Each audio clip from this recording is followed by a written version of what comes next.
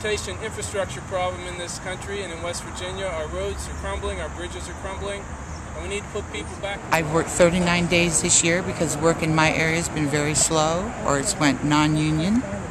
There's a lot of non-union contractors in the plants here where I work, so that's one reason I've worked 39 days this year. Not very much work in my area. The American Jobs Act will provide desperately needed funding right now to rebuild our infrastructure.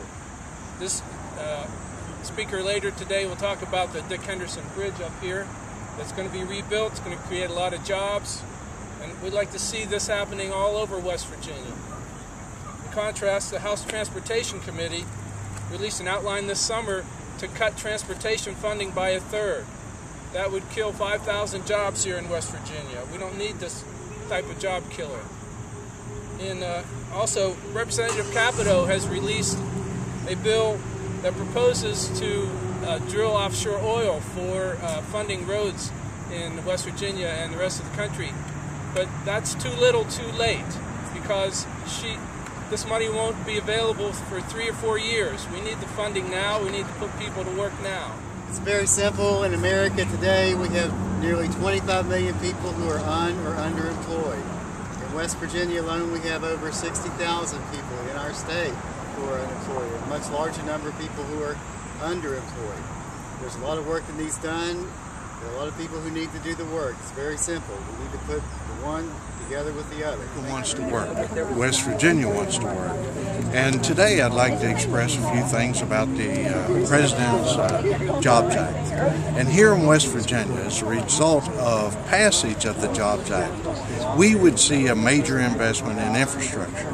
And to give you some idea, we would see $236 billion, creating 3,100 local jobs on highways, bridges, and other infrastructure projects in West Virginia should the President's Job Act pass Congress. We'll see $161,200,000 creating 2,100 local jobs in modernizing our schools. Again, we would see $20 million dedicated to rebuilding our communities, the buildings that we currently see boarded up and in disrepair. We'd see $15,400,000 dedicated to modernizing our community colleges that provide so much needed education to the adult worker to be prepared for future jobs in the 21st century. I think at least we need to look at putting people back to work as a top priority. We've got a jobs deficit. No one can look at where we're at in a consumer-based economy and believe that having workers sit at home hoping to find a job, a good solution to our deficit crisis as we talk about our budget. Jobs, that's what it's about. Time to act is now. Let's get Congress to pass a Jobs Act, which will provide $50 billion for infrastructure projects, which is a small part of what we have to do.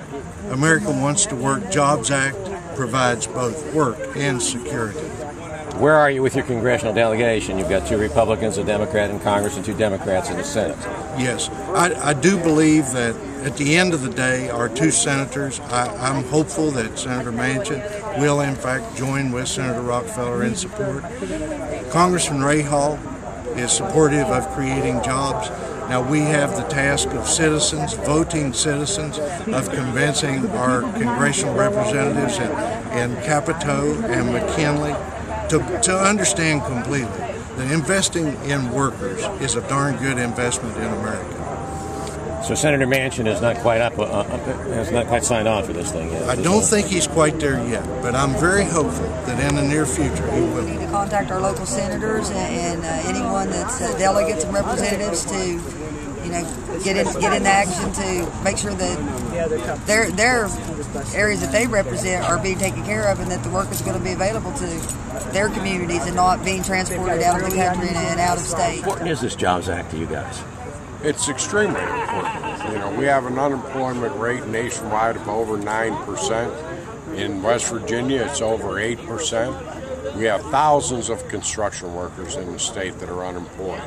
And infrastructure projects will put those people to work. They would pass something that would give local people work and let us rebuild the our roads and bridges, you know, they're in terrible shape. Anybody drives around the state can see the condition of them. So we want to work. We don't want unemployment. No, unemployment does not give us medical benefits. It doesn't give to our retirements. It doesn't, you know, it gives you the momentary necessities, but as far as long term for your family, you know, what your long term support and medical and so forth, doesn't offer you that, and you can't afford to pay your insurance when you're drawing unemployment. So we all want to work, and we all want to work locally. We make keep West Virginia beautiful and open for business.